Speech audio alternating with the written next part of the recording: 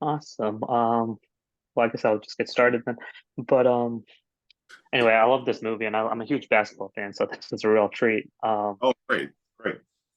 So I just wanted to ask you first, like, I know you worked with Woody before, so like, what was your sort of experience reuniting with him after so long, and just was it like picking up like you left off on your previous film, or was it, you know, I mean, Yeah, how what was the experience like? yeah. We did the Cowboy way back in the I think it was '95, so somewhere in there. And yeah, I just love Woody. I mean, we've been friends, since the movie. Yeah, he was the one guy from the movie that you don't always keep in contact with actors, but Woody has always been. I mean, I'm a fan of his. It's hard for me to imagine anyone not liking Woody. I mean, he's just very charming and funny, and just really a great guy, and but very very down to earth. And when I read the script and I knew he was doing it, it was exciting for me because Woody has a way of connecting with people and including people that a lot of actors don't have. And I felt this was the kind of material that really needed him. And when I was on the set, when we weren't shooting, most actors would sort of retreat to their dressing room, but Woody would be there, with these young people and playing basketball and just hanging out. And I think that acceptance made them all feel welcome. Bobby Farrelly also has that kind of spirit. I mean, he is very inclusive, but it was just a great set to be a part of it. I think, and really due to Bobby and Woody. I mean, it was great. Um, Absolutely. yeah. And Uh, then so like, oh, sorry, you can go ahead. no, no, I'm just yeah. No, you go ahead. No, and so like then you have this relationship, this friendship between Phil and Marcus, who obviously go way back, and your character's obviously looking out for him and just wants his best interest, and he's just getting in his own way. So, what did you see that sort of dynamic as, and like where Phil's coming from, and where what he's trying to like do for Marcus? Well, I look at their relationship and it reminded me of a couple I've had, and I have one still. And sometimes as we sort of move forward, we start out kind of together, relating is where the friendship is formed. But as you move along, some people kind of get in their own way. Some people, how do you manage situations? Some people just aren't necessarily very good with it, and they're their own worst enemy. But when you have a friend, you recognize the talent is there. They have all the abilities, but it's not the talent that's preventing them from succeeding. And that's the relationship. So even though their friendship is threatened, I think it's very hard for my character to not recognize that, yeah, given the opportunity, he really could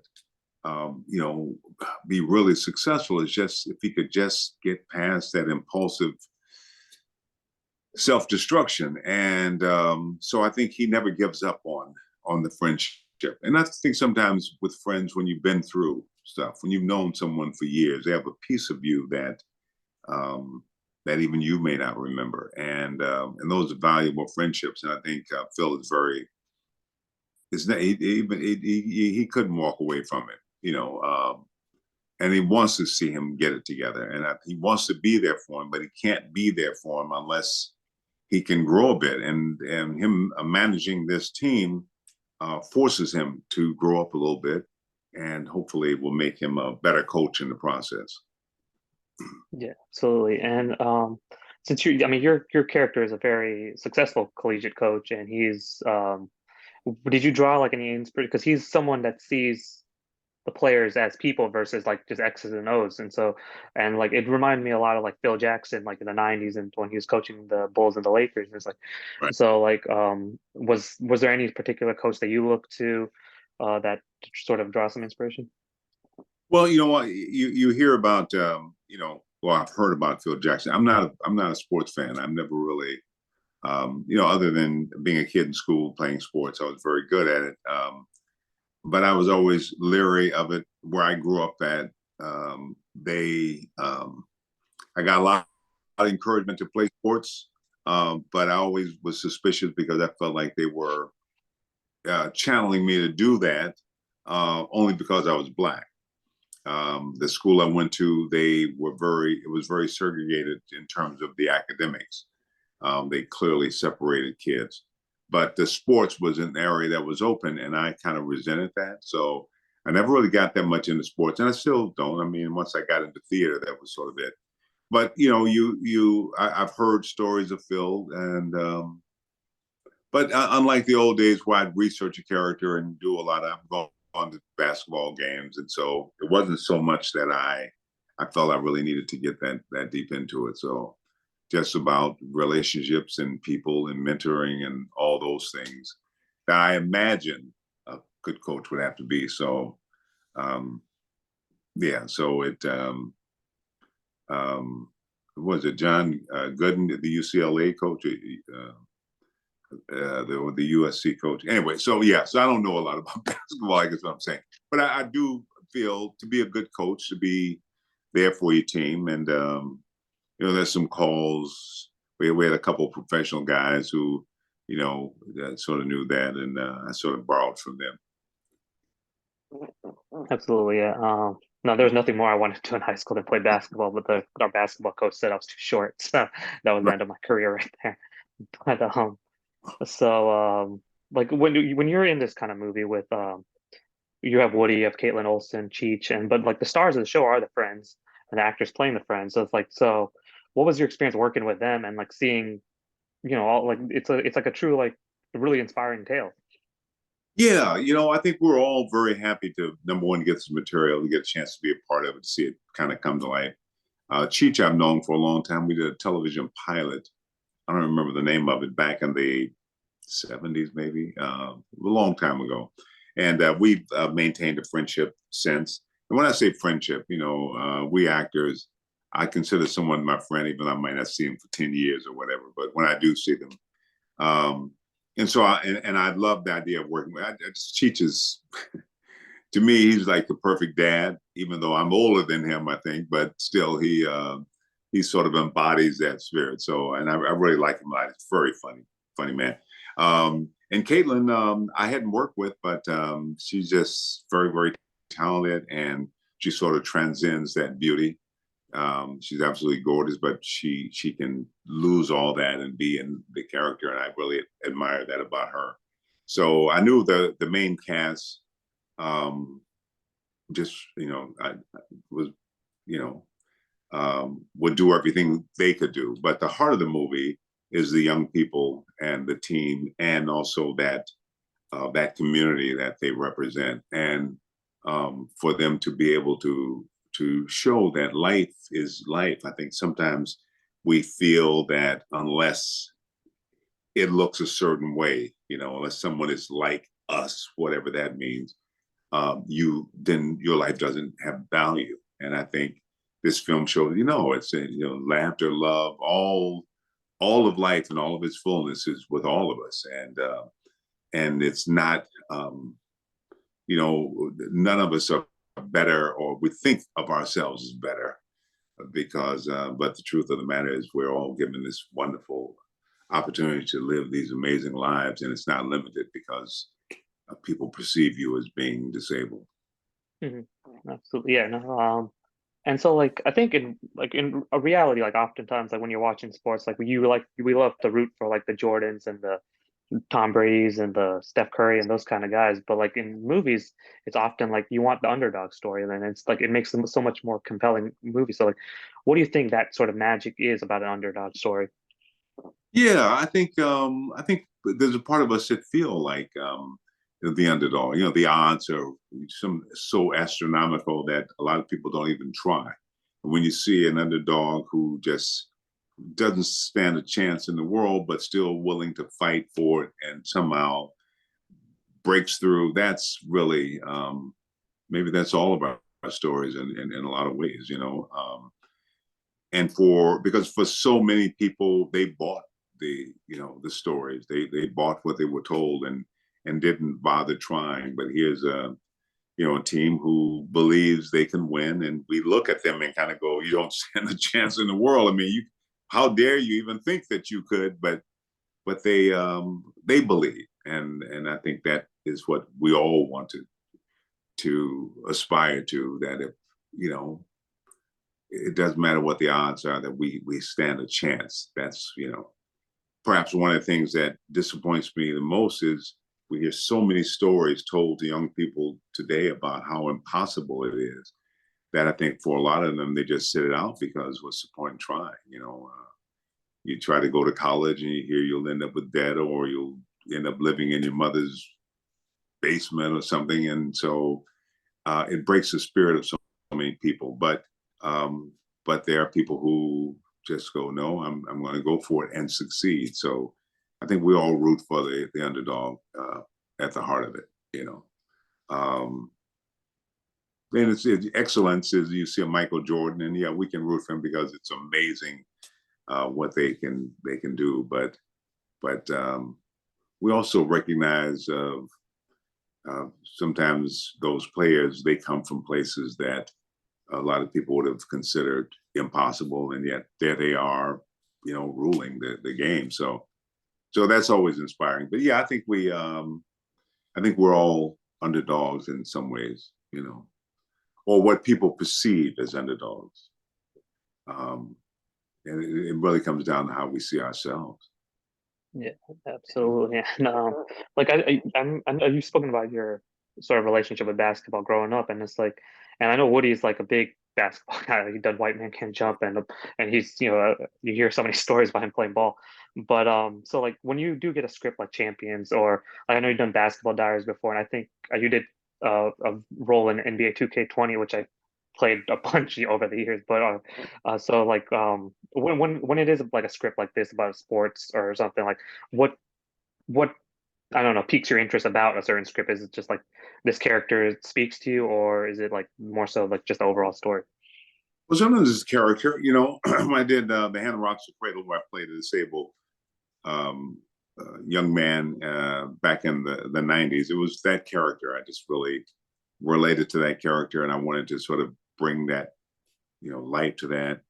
Um, Sometimes it's the story. It's sometimes it's the people. And in this particular case, I think it was the story was was good. I enjoyed that, but also knowing I'd be working with Woody, I'd be working with Bobby, I'd be working with Cheech, all people that I admire and admire their work. So that was probably as much of it as anything. I mean, the same story with different people might not have been as interesting to me to want to do, but so it could be a variety. It could be the story, it could be the part. Sometimes just nothing but the money, and that doesn't happen enough because usually that much money to make it worth. But sometimes. So what motivates you? But I think as an actor, all you have is the option to say yes or no. And if you say yes, then you have to embrace it and bring hopefully your best to it, and hopefully the people you're working with will do the same. Yeah. And like and you've obviously had such like a fantastic career, and you've done so many different genres, so many different like you name it, you've done it almost. And so like is there a particular genre at this stage of your career that piques your interest a little more? I know you're doing Quantum Leap, you're doing family business, it's like you're doing all these different things, or and it's like is there something that just keeps your mind kind of like, or is there something like more you want to go toward nowadays? Well, I think it's always something. Well, for me, it's always something more. I was talking to Bill Atherton. We're working on the new Ghostbusters, and we were, at some point. At what point is it that you say, you know what, I don't want to do this anymore? I can't imagine. But I think relationships are really, to me, in movies. I mean, certainly we had enough of or I've had a lot of the Marvel action stuff, and it's always at war, at battle. It bothers me to watch movies where people have really bad intentions. I mean, you'll be kind of going with the character, and all of a sudden they do something really disgusting or awful, and I just kind of go, I don't want to watch this. So to do a movie like a Ghostbuster or Quantum Leap that can appeal to a family, sort of, at least trying to aspire to something good. That to me is very attractive. But also, for me now, finding doing Grace and Frankie, I played Lily Tomlin's boyfriend, but those it's just more about relationships. That's um, what appeals to me. I haven't always gotten the opportunity to do that romantic lead sort of, which will be fun to do. But even in family business, it's it's about crime and all that, but at the heart of it is about family and it's about relationships. And that I think it was something that was just about crime or just about action or war or whatever. I really wouldn't find that interesting. Me personally, I just Yeah. And then so like, I'm a big fan, and I love the Ghostbusters, and I love exactly what they did in Ghostbusters Afterlife with Winston especially. So like, what can you are you what can you tell us about like, or what can you tease essentially about the sequel that's coming up? And are you excited like this new direction they're taking Winston? Because I mean, obviously, like from the original films, your character is the one that like I can relate to the most because he is like the that he's the outsider that comes in later into the team. So yeah, so how excited are you about the sequel? And is there anything you can tell us about where Winston's going to be heading? Yeah, I mean, I love the fact that Jason Reitman, Ivan Reitman, who did the first couple of films he produced, was one of the producers on the third film with the ladies. Um, but his son Jason, who was in the second movie, he was a kid in the second movie, directed and producing. Mhm. And so it's that whole Reitman influence. And but Jason has really been supportive of me and saying, okay, we want to see Winston, because the fans sort of embrace that character, unlike the studios expected. Um, I had a studio exec say, "Wow, the fans sort of think of Winston like he's one of the Ghostbusters," and I thought, "That's what I thought he was." I don't know, but I think now Winston has been very successful on his own, and he's made a lot of money, but he loves the franchise, and so he's brought a lot of his wealth to the Ghostbusters to try to go deeper into what's going on and make sense of it. And so we discover that in the new film, and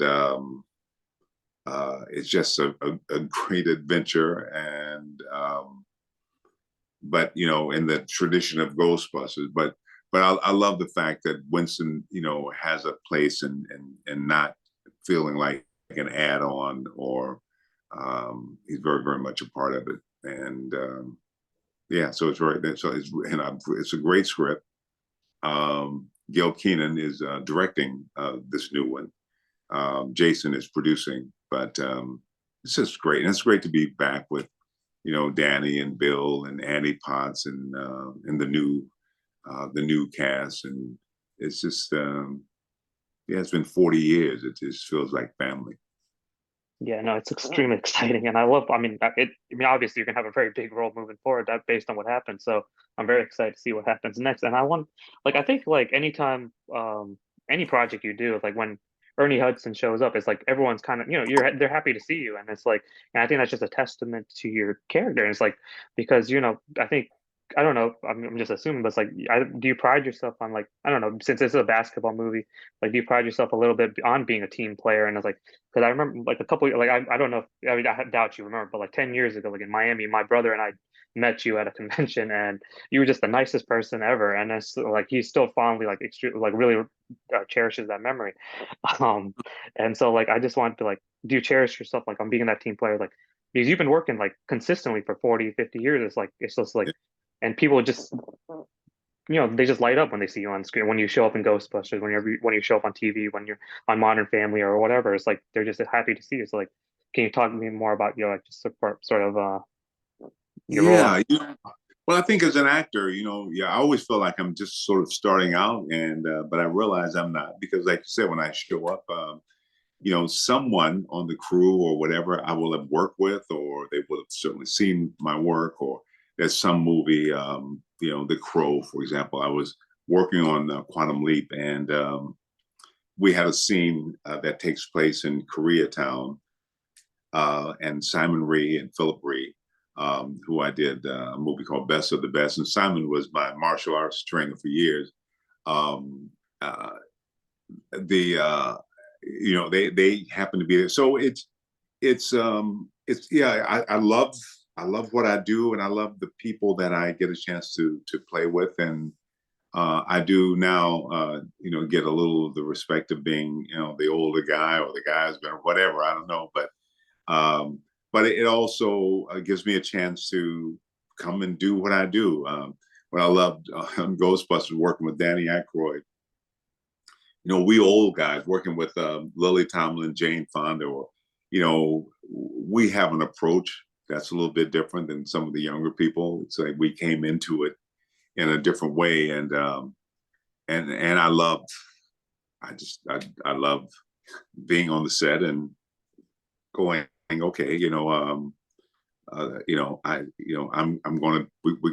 we're here to work, and it's gonna be a fun day, and it usually is. And but yeah, it humbles me that I work with people who know my work and seem to be happy to see me there.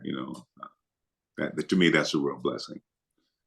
Yeah, no, that's awesome. And I don't want to keep you too long, so I just want to ask you this final question. But it's like you mentioned superhero movies a little while earlier. It's like, and since you've obviously done a lot of sci-fi stuff. Like, have you ever been approached about? And you've done some voiceover work for superhero movies. Like, have you been approached about starring in one of those big Marvel movies or DC, or is that something that you would be interested in doing? Yeah, I'd love to. I mean, Louis Esposito, who's one of the presidents of Marvel, I've known for a while, and I keep saying I'm over here. I thought when the Black Panther, there was fans that sort of floated the idea of me being his dad. That didn't work out. Louis was saying we want something bigger for you.